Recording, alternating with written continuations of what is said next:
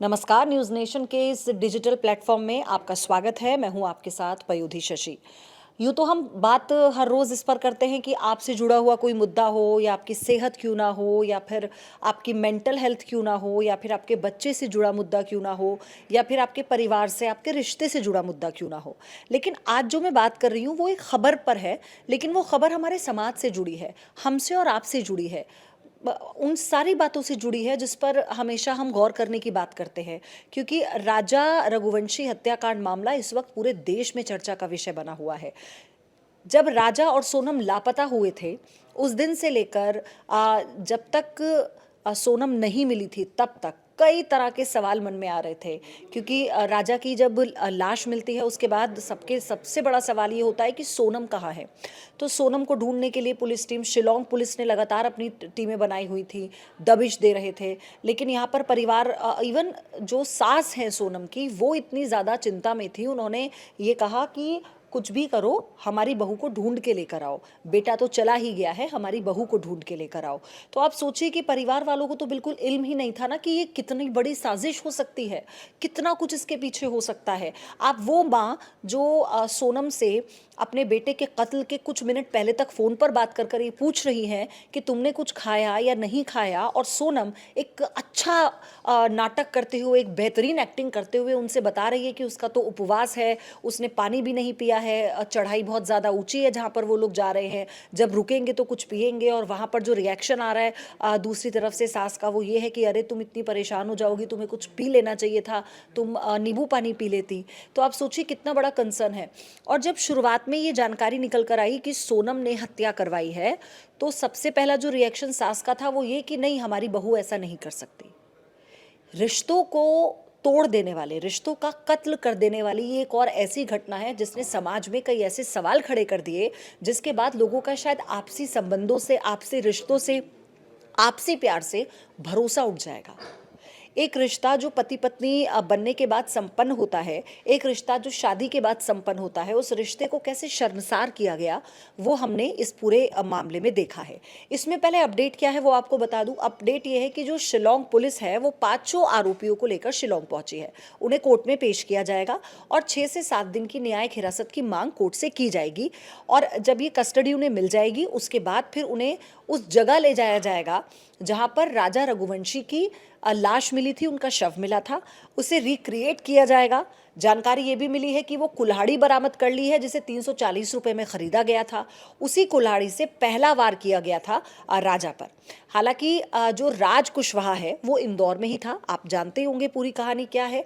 लेकिन जो विशाल उसका दोस्त है, जो तीनों लोग वहां पर पहुंचे थे इंदौर में कत्ल करने के लिए, विशाल वो है शख्स है जिसने पहला वार किया था। और आपको पता है जैसे जैसे खुलासे हो रहे हैं, ये मामला बहुत चौंकाता है। सोनम राजा के साथ घूमने निकलती है और जिस पहाड़ी पर ये लोग जा रहे होते हैं तो विशाल के साथ जो 2 अन्य आरोपी हैं वो इन्हें रास्ते में मिलते हैं। उसके बाद ये होता है कि ये हिंदी में बात करने लगते हैं, तो फिर राजा भी इनसे बात करने लगता है। थोड़ा सा ये लोग कंफर्टेबल हो जाते हैं एक दूसरे के साथ। और एक टाइम ऐसा आता है कि चढ़ाई करते करते सब थक जाते हैं, तो ये तीनों सोनम से कहते हैं कि अब हम कत्ल नहीं कर सकते, हम बहुत थक गए हैं। तो सोनम कहती है कि तुम्हें 20 लाख रुपए चाहिए, मैं तुम्हें 20 लाख रुपए दूंगी, तुम इसे मार दो। वो 3 शब्द कहती है, मार दो इसे। और तभी कुल्हाड़ी से विशाल पहला वार उसके सर पे करता है।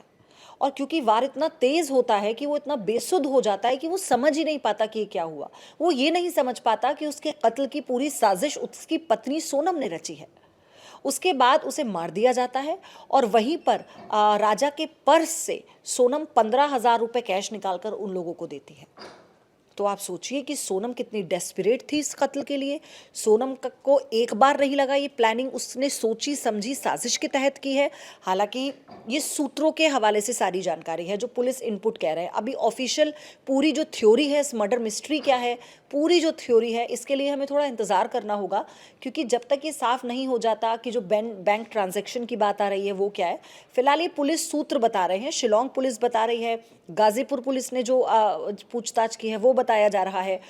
तो सबसे बड़ी बात यह है कि अभी जितनी भी जानकारी हम आपके साथ साझा कर रहे हैं, ये सब कुछ सोर्सेज से है, यानी पुलिस के सोर्सेज की तरफ से ये बताया गया है। लेकिन ये आप सोचिए कि सोनम ने ये तय कर लिया था 5 दिन बाद शादी के, ये तय हो चुका था कि उसे राजा की हत्या करनी है और इसीलिए ये पूरी प्लानिंग की गई।